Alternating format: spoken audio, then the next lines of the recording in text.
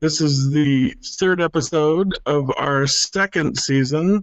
My name is Brent. I will be your host for the evening. Joining me is Sarah and Spee. And this week, we are going to be focusing on making a relatively quick move through the path, try and get through the path. We're not necessarily going to try and finish it tonight, but we are going to try and focus on moving through it and talking about our obvious or our best guesses at what the right doors are for moving through the path. Before we get going on that, though, we are going to start out with some discussion by Spee and Sarah about interesting things that happened into the abyss this week. There was a new person. There were a couple of interesting items that came up. So, Spee, go ahead and why don't you talk about that for a minute? Good news, everybody. There's a new member on the abyss. His name is Low Moody, and he's been taking a systematic approach of trying to do light stabs at each and every room. And I think he's gone through the whole list. He's given one or two sort of nuggets of information on each room. Most of it is being posted before, but he's got a couple cool ones. We'll maybe talk about that later. Sort of brings me to the second point, which is room 2 has an extra point by Sarah. Yay! Sarah can explain her solution best since she was the one who came up with it. Okay, well, I won't spend too much time on it since you can just go to the abyss and look at it there. But basically, a while ago, Vincent pointed out that the moon and star looked like the symbol for Byzantium, the city of Byzantium, which has also been known through time as Constantinople and then Istanbul. So my thought was that each of the panels and the frescoes represented an event from the history of that city. So you can read the details on the abyss, but the door 21 fresco represents Byzantium, and I have a whole thing about Hecate, which I love, but lots of people think is ridiculous. That's fine. And then there's above door 22, my feeling is that represents Emperor Constantine and therefore Constantinople. And then above door 12, you have the Turks coming in and invading and taking over Constantinople, and they end up renaming it Istanbul. So it's basically just the history of the city in little brief snippets. And then the reason you picked door 29 is because there's all these key objects in the room. So you picked Byzantium. And White Raven was sort of a weird, win or point or whatever, because White Raven had a theory that was kind of similar, but not totally. He felt like all of the frescoes represented different parts of the siege of Constantinople, and that the door 21 fresco represented an escape, so that's why you would take that door. So anyway, that's something kind of interesting to look at on the abyss if you have time and are so inclined.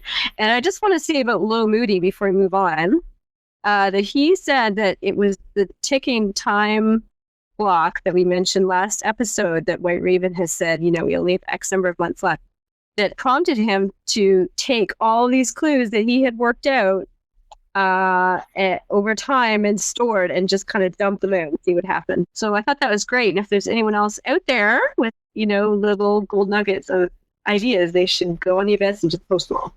They can see them. I think that's why White Raven did it. He was trying to rattle the cage, all the lurkers on the website. He was trying to get them out of the woodwork. He got one at least. I think Low Moody's a good addition. Yeah, I agree. Low Moody, if you're watching, you should join us. Yeah, come on down. Welcome, Low Moody. The breaking news, I got an email a couple minutes ago from none other than Thyle Crater himself, the hidden mystery, and he said he couldn't make it tonight. It's sort of a anticlimactic ending there. However, he gave me some clues here about who the guide is. I don't know if I'll post them here or if I'll post them on Mazecast on the website. Maybe I'll do that, and then you guys can decide for yourself. I think he'd enjoy that. I think he'd like that. Sounds good. He might attend for the next one. I told him to wear either Guy Fawkes mask or maybe a gorilla mask, whatever suits him best. So point the third. I actually didn't. In our pre-discussions, I didn't get the chance to see the third room. I'm sure Sarah knows though. That we didn't have the point on. Yeah, it was room 23, which Vincent actually completed after I posted my room 2 solution. So, but because White Raven responded to his solution first, he was clue master for about like 3 hours. And then, Wow. I know, it was quite a coup. Shortest clue master, I don't know. Anyway, but yeah, so Vince figured out the last item on the scroll, according to White Raven, which had to do with time based on the pictures above the doors in 23.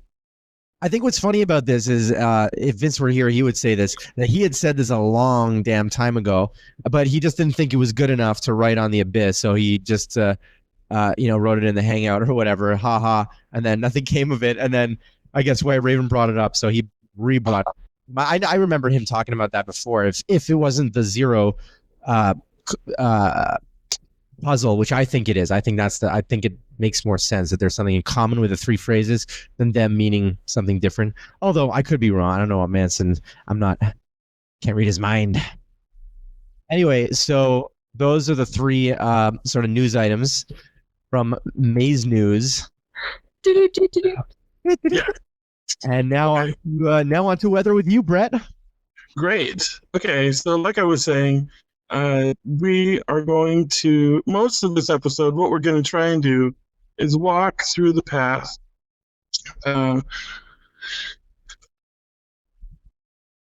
And last week, we talked a lot about the different parts of the maze, and I brought up my image of the path here. So basically, our goal today is to try and get through as many of the rooms as we can, starting at the beginning and going through the path. And like I was saying, we're not going to do in-depth analysis of each room. What we're focusing on is why we came up with the correct door for the room. And we're not necessarily going to try and take too long on the room, but at the same time, if we don't get all the way through the path today, that's okay. We can take a few episodes to do this. So I'll pull up pictures of the rooms so that. Okay, have you got that? That work for you? Is that cool? Yeah, that's cool. Okay, that works. Need it open. So actually, the first one, before we even do that, let's start talking about. I think we should start with the outside rooms really quickly, because there are 1 or 2 things on them that I think inform how you approach the maze in general. And I thought they were interesting. I didn't necessarily discover these. This was more along the lines of, as I was going over the rooms, I couldn't help but look at the clues in Into the Abyss. So specifically, I don't necessarily think we need to talk about the back cover that much. It's an interesting introduction to the guide and such, and whether or not he's giving clues or leading you astray is kind of moot, right, for this discussion. Let's start with, I guess I took a look at the title page, and there was an interesting picture on there, but really not much to discuss, rather than maybe some of the items on there had to do with other things in the maze. Then really quickly, the one that I really did want to go over was on the directions page. If you can pull that one up.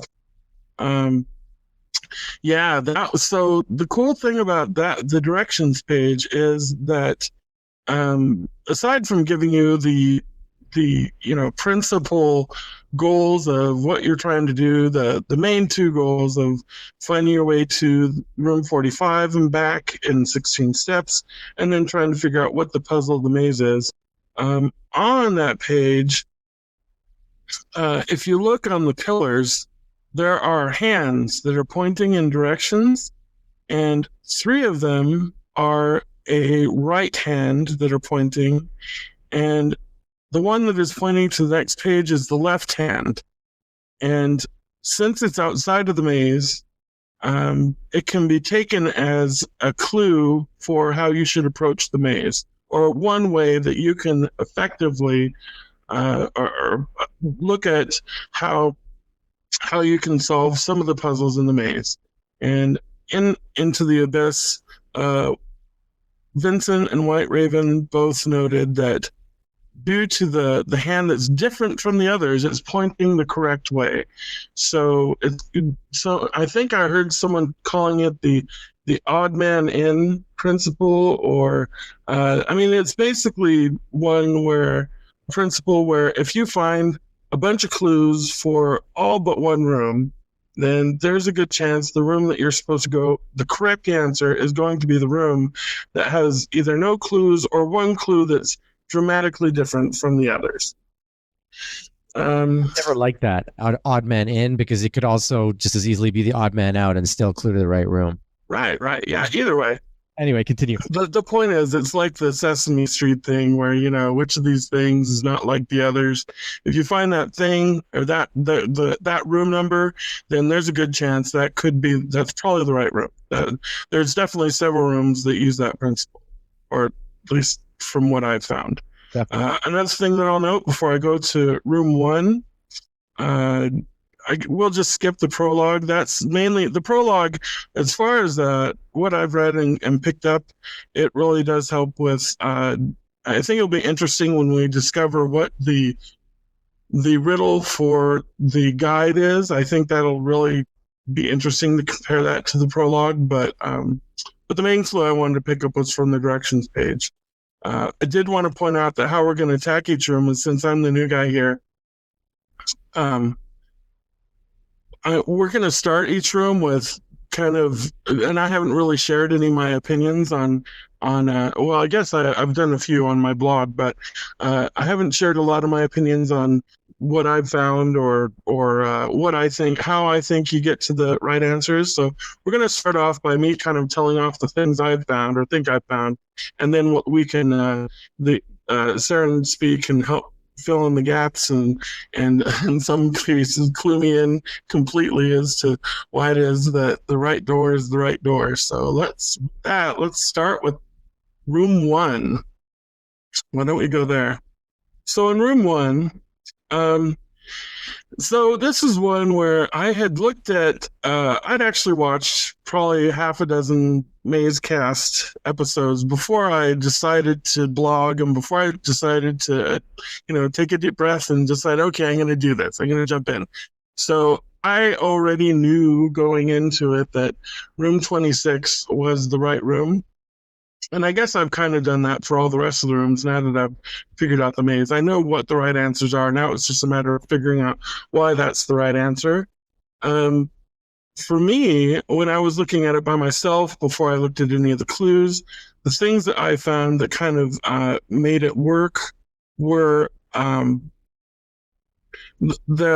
it's kind of, for me, it's the odd man in, or the odd man out principle, the other one principle, and the fact that story, tale, and yarn all are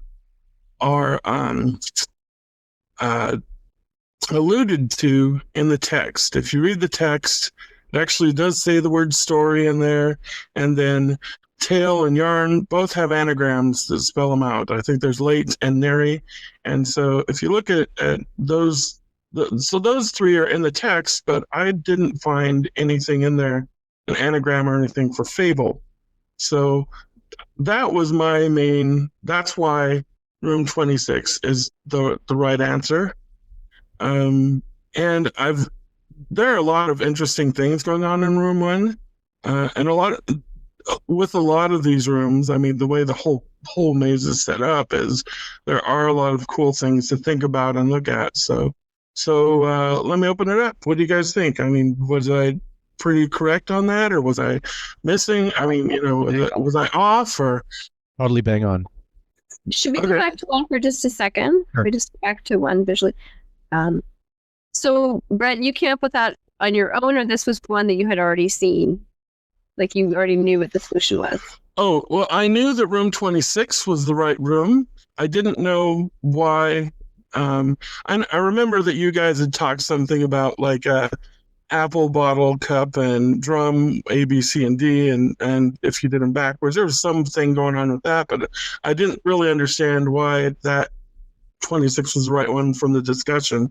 I actually did figure out the odd man out. Oh, I did hear about the odd man out principle, so I didn't have to figure that out on my own either. But I did. That was basically, I came up with why room 26 is the right one by myself. Cool.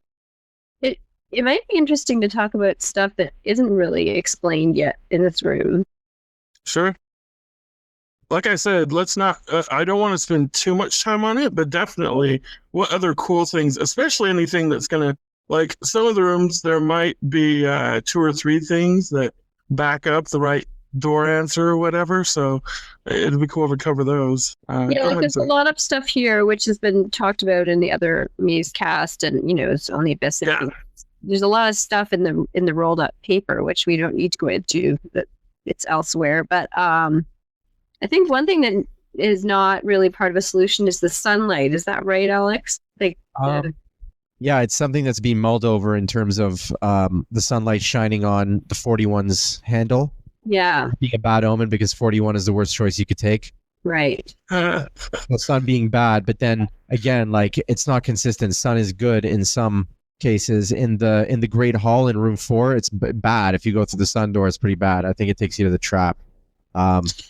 But light and sun are 2 different things in the maze, in the sense that light is generally trusted, whereas sun is not, except in room 23. So again, you have exceptions, but I digress.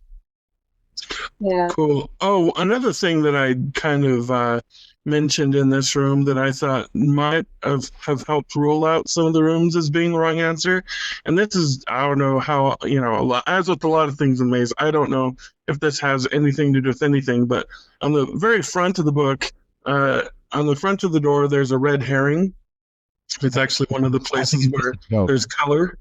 So the red herring is over the mantle, and then on the page right before room 1, it says the next page, to which and then if you look in room 1, the shadow of the mantle falls right over the doors for rooms 41 and 21. So I kind of read that to mean rooms or doors number 41 and 21 could be a red herring. Oh, my mistake. I said before the 41 is the worst door. I meant 21. So that invalidates the whole sun thing, but it does touch, the sun does touch 21. So I was sort of right. Right. Yeah. Yeah. So the way, if you look at where the mantle, the shadow for the mantle, where both the red herring and the next page text are, the shadow for where those would be actually fall right over doors 41 and 21. Like I said, I don't know if that is on or off or whatever. It was an interesting. This has actually been discussed in the Abyss recently because so White Raven has a theory. He has a theory. I'm not sure if it was confirmed or not, that that whole juxtaposition of the red herring and the next page is a signal for clues that are often red herring in the maze. So right. The idea that repeated objects between 2 rooms, like when 2 rooms seem to be connected somehow, that's a red herring. That's like if you find something in one room and also in another room, that's a red herring, unless it is apparently the guide riddle, which we haven't figured out yet. But so the only way to really figure out reliably what door you should take in a room is to solve it within the room, which actually kind of makes sense. Yeah. Actually, someone going through the room, often if you can't really go and try and figure out whether there's a connection because you may not be able to get back. Right. Okay. Sorry, digression. No. It was totally on. I'm trying to figure out how to turn off screen share here because I'm realize my beautiful face isn't showing up. So let's go to page 26 next. So on 26, because that's the next step on the path. That's the correct way to go. So in this one, this was really the first room that I went into where I didn't know what the answer was. This is before I'd solved the path. when I started looking at this room, so I didn't know exactly which one it was. And I I actually got kind of frustrated because I couldn't find any clues. I mean, there's a lot of things that it seems like I'm obviously alluding to something here. Like I couldn't figure out at all what the devil popping out of the trapdoors meant. Although, like the theme of something opening is a pretty strong theme. I figured there's got to be something there. The theme of the devil is a very strong theme. The fact that not only is he really there, but there's a mannequin of him, above. I was getting like the only things that I came out with were the devil is pointing to both rooms 38 and 36. So once again, I used the odd man out principle to determine that room 30 was the logical answer, even though looking at this room, there's all kinds of things that in the back of my mind just screamed that there's got to be more here. You're just, why aren't you getting this, So anyway, that's what I came up with. The devils were pointing to 36 and 38, so room 30, and you came in through room 1, so room 30 is the correct answer. What do you think, guys? Yeah. The other, I don't know if this is widely accepted, but I think a lot of people came to the same conclusion at around the same time independently. Mainly John Bailey's, well, maybe not John Bailey, maybe later than that. Anyway, that theory is that there are 3 real devils and 1 false one, so that's 3 and 0. You could also read the mouths of the devils as O's. All of them have O mouths, and also the shape of the top of the bell. I'm just going really fast here. Like there's no, that's how we want to do it. Well, very cool. And this room has a really huge and elaborate metaphor attached to it that Gentiles mentioned on the Abyss, and this was what White Raven had already come up with for the room as well, and it has to do with, I can't really remember, but it has something to do with the discovery of a moon of Saturn. The 3 states that they set off, and this is the one that found the moon of Saturn or whatever. But see, I still challenge that to this day. I've always challenged it because I cannot see the connection between that metaphor and Saturn indicating 30, or even the moon indicating 30. You know what I mean? It's like the disconnect is so big that it just... But you know what? I don't think that metaphor is meant to indicate the door. It's meant to indicate Atlas, because the name of the moon is Atlas. No. Atlas is indicated a lot easier. You have the salt. Plus that's there. Of course, that's there too. Oh, okay, cool. Your idea was that was another way of reinforcing the Atlas interpretation. Oh, because the moon's name was Atlas. Right. Okay, gotcha. Yeah. Yeah, so it wasn't even a door indication at all. It was just something about the riddle of the path. No, but why do you... What's the deal with the S on the salt? So you anagram salt with the A, the word salt with A, and you get Atlas. And this is part of the riddle of the path. Okay, so the S was just to show you that it was a salt shaker versus like a pepper shaker or something. Right. Okay, cool. And for me, the only other takeaway, or the only other thing that I kept in mind was that astrological things were probably going to be a theme in the maze, and that maybe when we look more to clues that have to do with across room puzzles or things like that, maybe astrological phenomena have more to do with that. So let's go to page 30, which is the next room.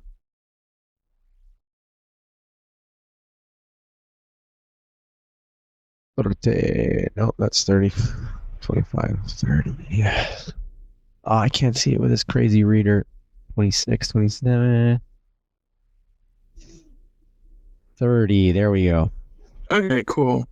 So the clues that I got for this room were mainly the word no.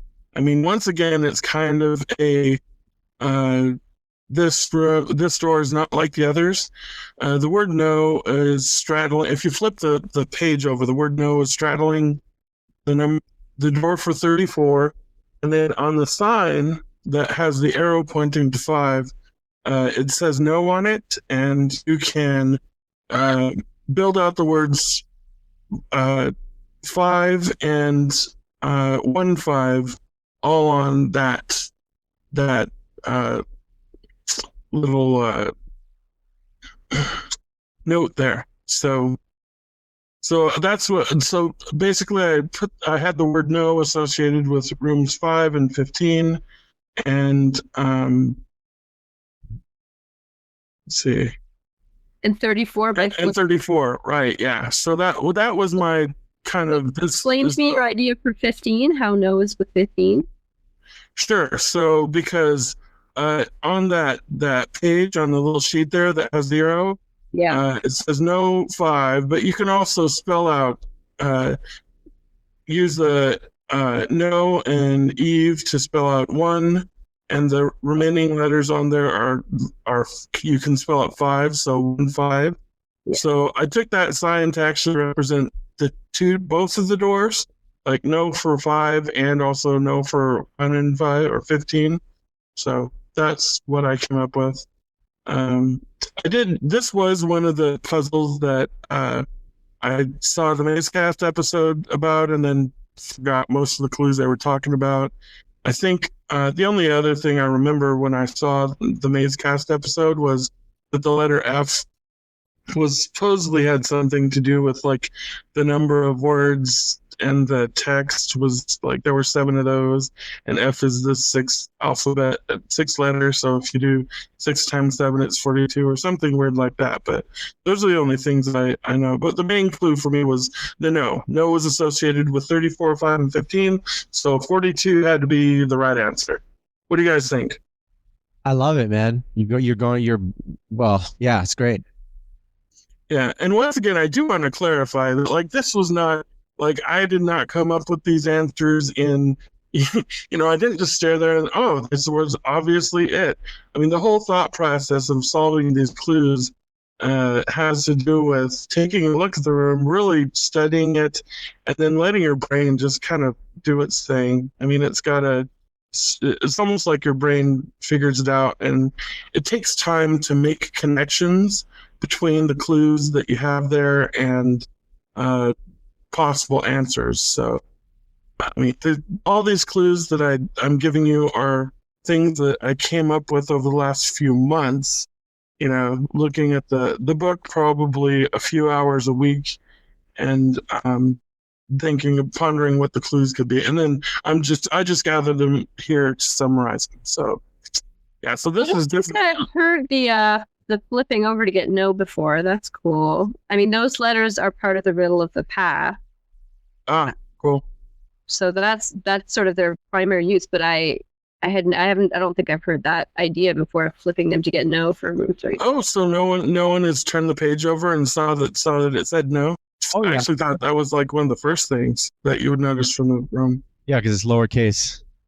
Well, it's interesting. Like usually, I think what people might say is that, well, what's the reason for flipping it over? Because usually in rooms where you flip it over, there's some reason to do it. Right. Like they give you a clue that you should flip it over. Right. Like there's an hourglass in room 29 that tells you to flip it and stuff like that. Yeah. That's interesting though. I've never heard that one. That's good. Cool. Okay. So the next room is page 42. And this was the first one where I kind of felt stumped. Like I really did not like this one. It was, for me, it was a tie between, it could have been room 22 or room 4 could have been the right answer. This is really the first one where when I finished the path of the maze, I realized that 4 is the right answer because I solved that. And the reason why 22 and 4 both could have been options for me was due to there are a lot of pairs in the room. And the thing that clued me off was the picture of the pair on one of the doors. So there's 4 doors, and each of the doors, 4 doors that aren't 30, and each of the doors have a pair on them. There's a pair of scissors, a pair of shakers, a pair of dice, and then there's several other pairs in the room. A lot of them have to do with feet. You look at the image above rooms 25 and 37, there's pairs of feet, and the shoes, there's pairs of shoes. Now, not only are there pairs, but in several confluences here, at least 3 of them, there are 2 pairs. So that's what I think room 4 is the right answer, is because you have the theme of 2 pairs, which is a total of 4, which is also, it could have been 22, so there's got to be more. But you've got, and what I mean by 2 pairs is in the image, there's 2 pairs of bare feet or whatever monster feet that is out there. There's 2 pairs of boots on the floor next to each other. I mean, there's a low one, but I'm excluding that. The number 22 itself is a pair of 2s. So, yeah. So anyway, that's kind of my answer. So 2 pairs is equal to 4. So that's why I think 4 is the right answer. What about 25 with a single pair? What about it? It's not a pair of things. Doesn't have 2. No, but it is a pair. Okay. Yeah, like it's not 2, but that's okay because it's a pair. You can as with playing around with words in the puzzle, you can replace PEAR with PAIR, and it counts. There's pairs on each door. Yeah, that's pretty similar to what, sort of the official or accepted or whatever answer is. I mean, there's a lot of things in this room, but the main thing is that you notice that all the things on the doors are pairs except for the salt and pepper shaker, which is not actually a pair. Oh. That. Doll. Not everyone loves that solution, but... Yeah, I did consider a pair because I considered a pair of shakers. So, yeah, I'm not sure. Anyway, cool. So other people use the odd man out principle where there's pairs on every door except for the salt and pepper door, because that's not a pair, and that's the right answer. Fair enough. Like, I'll buy that. I think the red herring is the actual pair because it's the one. It's just by itself. So if you don't consider like calling them pairs, then you might pick 25 because it's the only one with a single. Right. Pair. Right. Yeah. Instead of yeah. Cool. Okay, so let's move on to room 4. And I will mention again as we're moving over that once again, there are a lot of other things going on in these rooms. And in season 1, there was a lot of discussion about most of these rooms. So we're kind of just rushing through to go through the path and figure out what the right doors are. This one, I was actually, so I knew, I'd figured out now that there were actually 2 exits from the maze, or from this room, that were the correct answers. And, this one stymied me for a while too. I mean, I was counting stars and trying to figure out what the significance of the hands were that were holding the lights. And, the dowels on the left and the maze image on the right and all the stuff. There's a lot of cool stuff in this room to consider. And I really do feel like I've just scratched the surface with this room. But I was really proud when I did, and this only happened like a week or 2 ago. I was sitting here staring. I knew that 29 and 5 or 29 and 15 were the right doors. But I mean, how on earth are you supposed to know that those out of all these doors are the right ones? And not only that, this is the only room in the maze where you not only do you have to figure out what the right doors are, but you have to figure out what order they go in.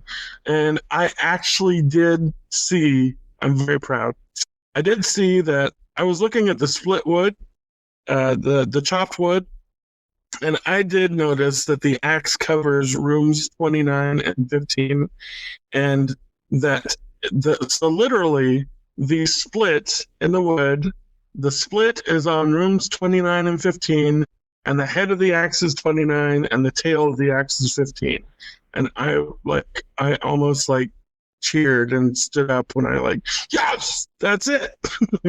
They mentioned coins and flipping coins in the text. Yeah. So, yep. So, and this one did want to talk a little bit more about the other stuff in the room, just because I mean, I read what the Into the was on Into the Abyss, and I still don't understand. Like the dowels, I guess that's my big question. Like the dowels are supposed to represent going in and out, but somehow you're supposed to determine that you go in first and out second or something like that. I didn't really understand how you come to that conclusion. You guys know anything about that? That's one that I do not really get. So Yeah. I did like I did like the fact that the hands do have something to do with the room. All the lights are off except for the ones at the very end of the hall. So if say the sun is a man and those are, the sun's a person or a creature, and those are his hands and he's holding the lit lights. The ones on the right are the correct rooms are the ones on the side of his right hand. So they're the right rooms. Anyway, you come up with some weird connections when you're going through the maze, but yeah, that's how this puzzle is set up. So whether it's right or wrong, it's kind of cool. I thought it was interesting how you said that the heads and tails thing. I hadn't really considered that before. How the other objects in the room sort of might have heads and tails too, like the nails have heads, and I guess by default they would have tails. You wouldn't call them that, but they do certainly have heads. Matches have heads. Right. I guess you could have the head of the candle. I would call it the wick, but right, it might be called the head of the hammer or gavel. Right. I don't really do that. I don't know how that would help us. There would be other theories about these objects, but like this is a new one to me. I think maybe it's been mentioned before, but it's so old that I feel like it's new. Right. Let's see. Oh, the last thing I want to mention before we move on is I was interested that I don't know. I had this thing in my head where maybe it's because it's one of the first things I really looked at, but on the title page, the maze, there are some objects on there. There's a map.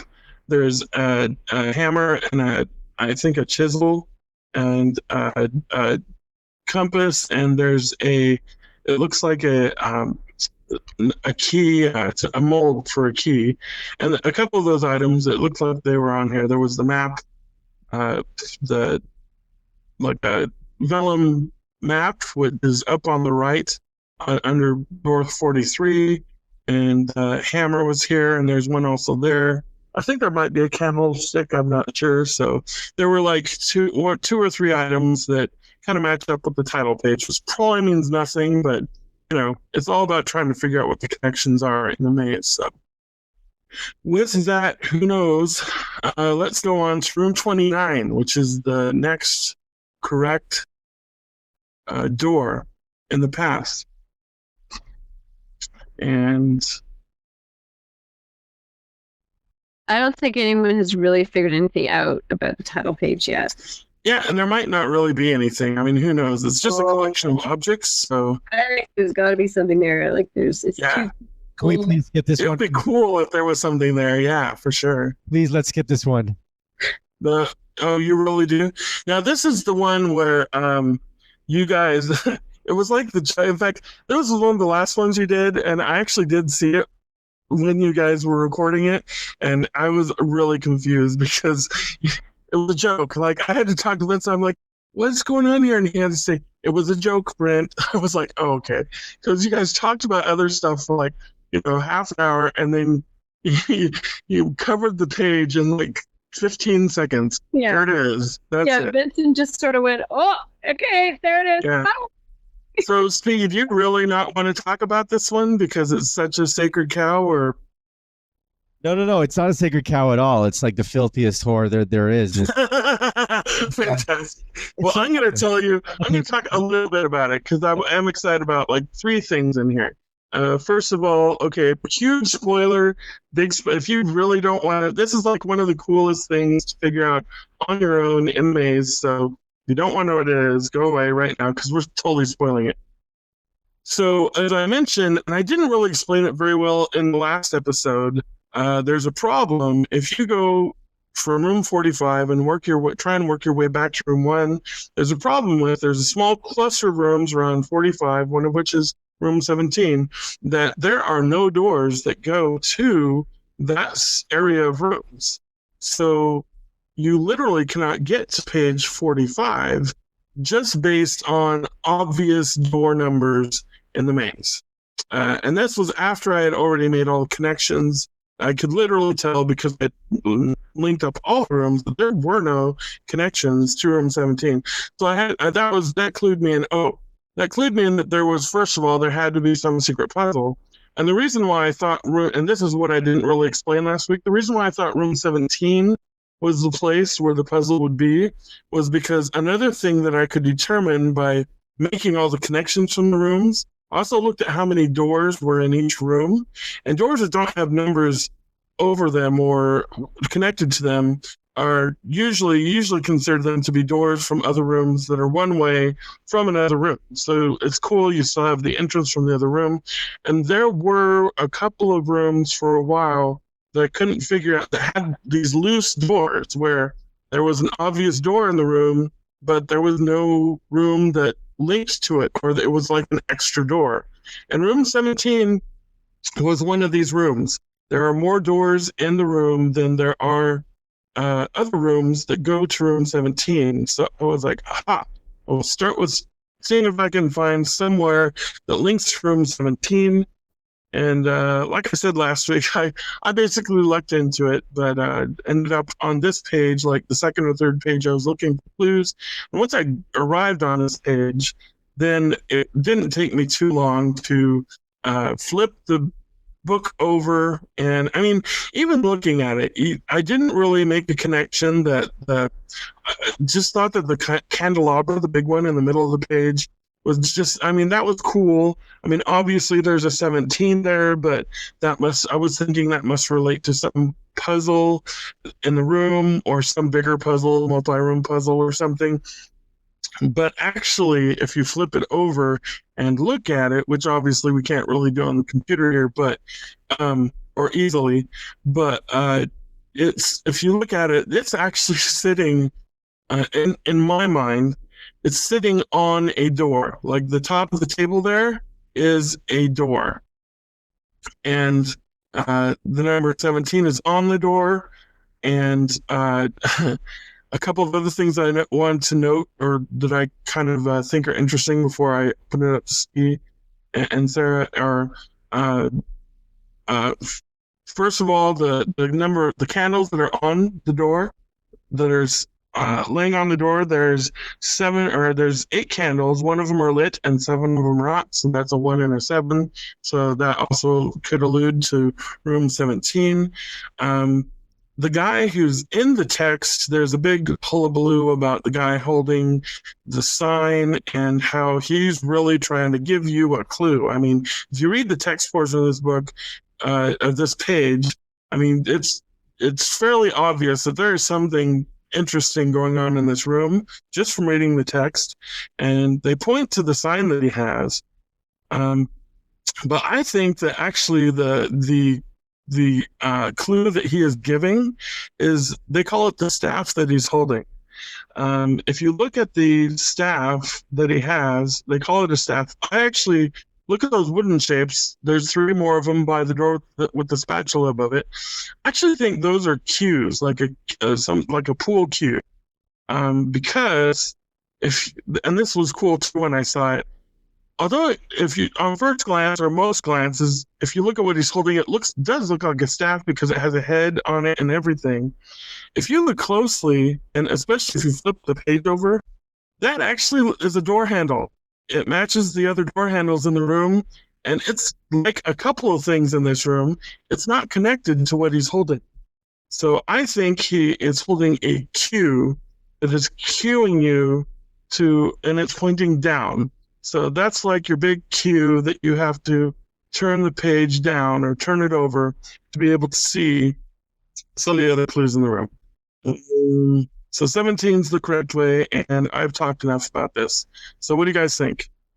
Am I totally nuts, or what's going on? That's awesome. I mean, I think the main thing about his staff is that you notice those other ones and that they don't have a head, and then you look at his again and realize that's actually a doorknob. Right. So that lets you realize that And the main thing is sort of the stuff over the doors are all things that could be turned over. So you have a spatula that Oh, yeah. you have the key that turns. You have salt and pepper shakers that you turn. You have a leaf, a falling leaf or a leaf that turns. And the bottle, obviously, you have to upend it if you want anything out of it. Right. So that's, a question I have always had about this room is that just a door that has sort of been taken off and it's being disguised as a table and you actually have to go behind the guy and the curtain, or do you actually somehow go open up that door and go through? Like, are there maybe some stairs down there? What do you think? Right. Yeah. No, I mean, if I had to guess, I would say it's exactly what you were just saying. It looks like this goofy character in the corner probably took the door off and turned a table out of it, and then wanted to hide what he did by covering it up and completely distract you by standing in front of it, whatever. So that would be my guess. Yeah, and it's a kind of a cool room because it's really the only room where you have other human beings interacting with you. Mhm. I mean, there's the musicians, but they have masks and they don't. Right. I mean, they're just playing their music. So it's kind of cool. It definitely tells you there's something weird about the room. There's a lot of weird things about it. Yeah. I feel like it's okay for us to talk about this room because we did have that junk episode. That's true. Right. We just talked about random things around there. Yeah, and we can talk a lot more about it on another episode too. But I do like the hourglass too. You can flip the hourglass over. So Exactly. Yeah. I kind of took the hourglass to be, if you flip the room over, the hourglass is in basically the same location that the other symbols are, or the other pictures are above their door. Well, Right. I took it as the hourglass is the picture that's supposed to be above door 17. Right. Anyway, do you have anything to add, Svi, or really quickly, or? No, it's good. Okay, cool. So let's go to room 17. How are we doing? You know what? Actually, we're about done. I think this is a good stopping point. So next time we will pick up with room 17. And yeah, did you guys have anything else you wanted to add before we wrap it up here? Any closing comments or? Yeah, no, that's cool. It's cool that you had that eureka moment, that you had that like wow moment where you figured it out. That's, I don't know, that's the biggest opportunity for that in the maze until we find the side puzzle. Yeah, once you figure it out, it is a lot of fun, and you do feel pretty smart. Like when you do come up with that, it's pretty cool, and honestly, it's not really one of the harder puzzles in the maze. I mean, obviously, we've been working on this thing for 3 decades now, and there's still a lot of stuff unsolved. So obviously, there's some really hard puzzles in here, but it's still really cool. The fact that he even put this in there is one reason why I like the creativity that he put into the maze. It's cool. Once again, the proudest. Although this was fun, I still think I was most proud finding that axe and figuring out that, yes, the split and room 4 and the head and the tail tell you which ones go. I was ecstatic about that. So, anyway, you got anything to say, Spee? No. Okay, well, I think we will wrap it up. We will catch you next time. I guess next Thursday we will continue through the path and see how far we can get. Yeah. Have a week. Bye, buddy.